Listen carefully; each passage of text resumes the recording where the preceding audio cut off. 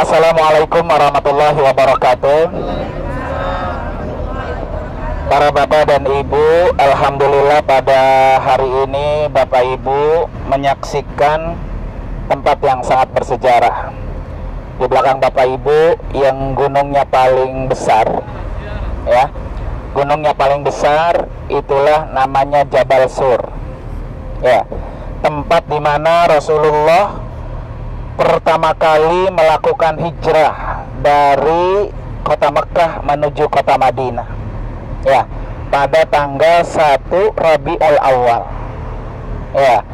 Jadi hijrahnya Rasulullah dari Mekah menuju ke kota Madinah itu pada tanggal 1 Rabiul Awal, yang akhirnya tanggal itu tanggal hijrahnya Rasulullah, ya, berangkatnya hijrah Nabi dijadikan tahun kalender hijriah umat Islam. Nah, para bapak dan ibu, kenapa Rasulullah sampai berhijrah meninggalkan Mekah yang sangat beliau cintai? Karena Rasulullah ketika berdakwah di Mekah dan Madinah itu sebanyak 23 tahun. Di Mekahnya 13 tahun Nabi berdakwah, kemudian di Madinah 10 tahun. Selama 13 tahun Nabi berdakwah di Mekah ini hanya berkaitan dengan akidah. Bagaimana masyarakat Mekah ini percaya Allah Subhanahu wa Ta'ala sebagai Tuhannya. Makanya dulu di sekitar Ka'bah itu banyak sekali berhala-berhala. Sehingga tugas Nabi adalah menghilangkan, membinasakan berhala-berhala yang menjadi sesembahan orang-orang kafir. Ya kan?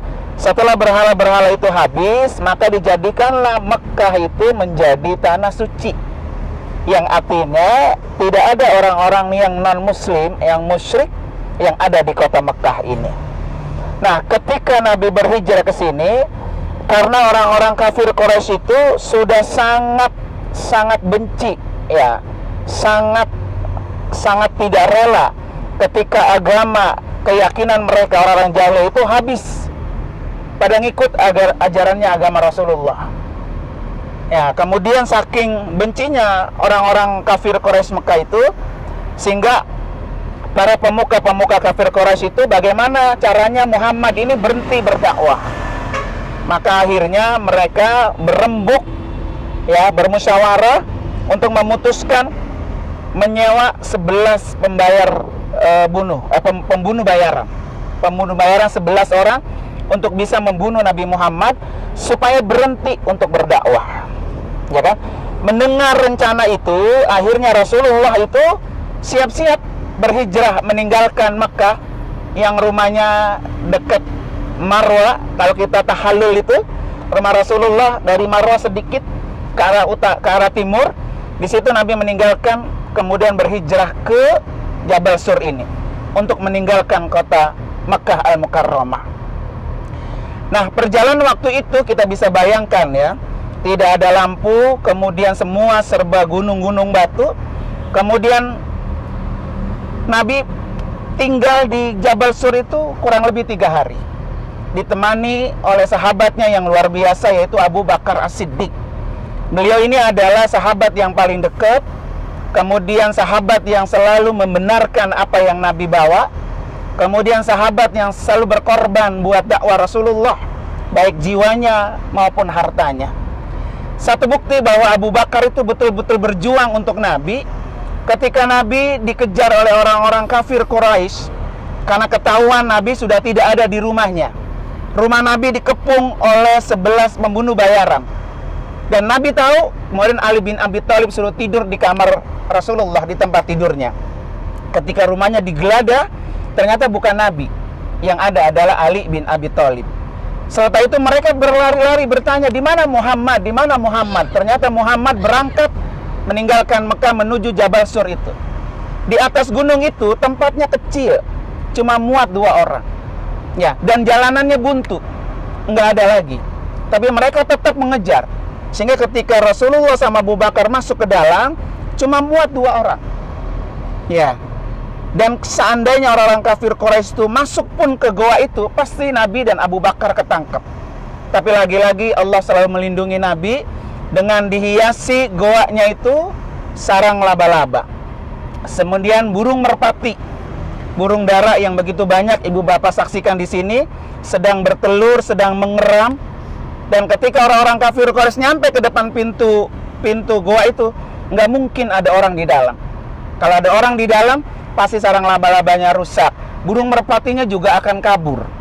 Nah, itu membuat bahwa orang-orang kafir Quraisy itu nggak yakin kalau di dalam gua itu ada Nabi Muhammad. Sementara Abu Bakar, ya, yang menemani Rasulullah sudah ketakutan karena dari dalam gua langkah-langkah kaki-kaki orang-orang kafir yang mengejar itu nampak kelihatan dari dalam. Tapi kata Nabi, la takhaf wa la tahzan, innallaha ma'ana.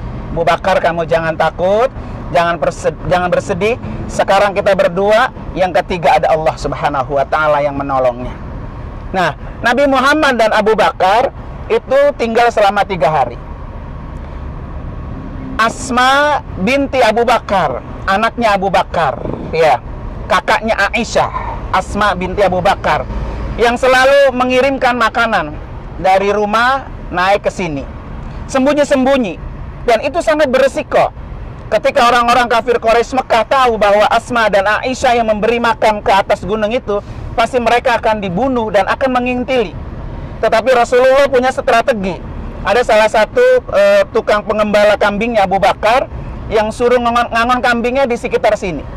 Seakan-akan dia sebagai pengembala, padahal dia membawa apa tuh? Makanan untuk Rasulullah, yaitu Asma, anaknya Abu Bakar, dan Aisyah, adiknya Asma yang menjadi istri Rasulullah Sallallahu Alaihi Wasallam.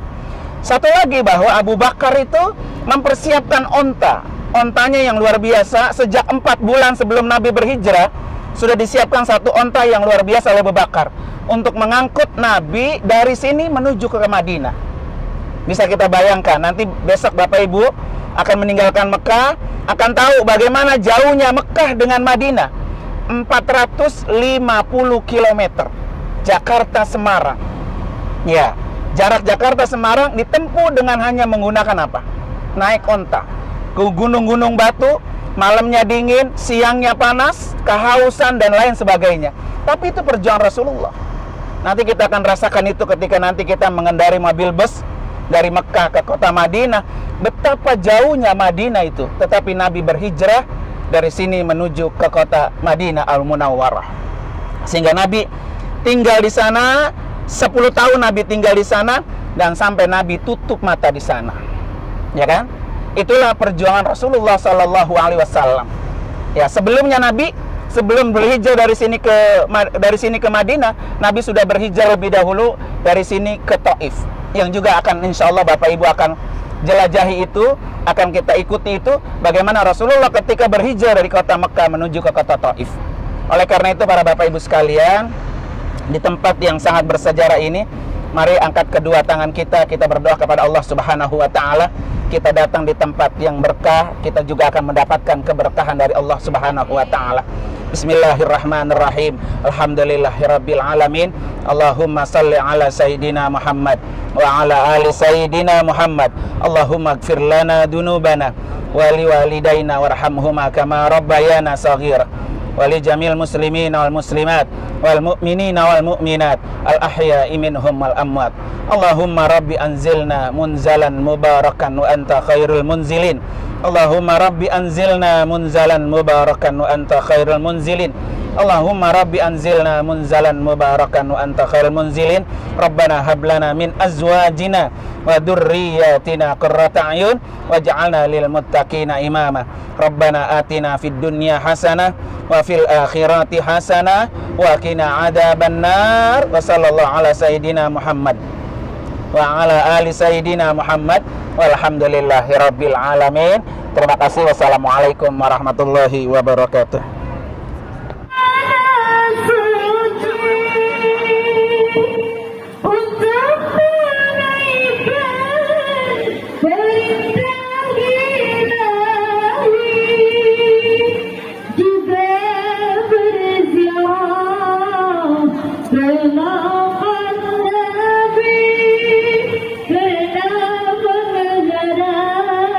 syafaatnya nanti.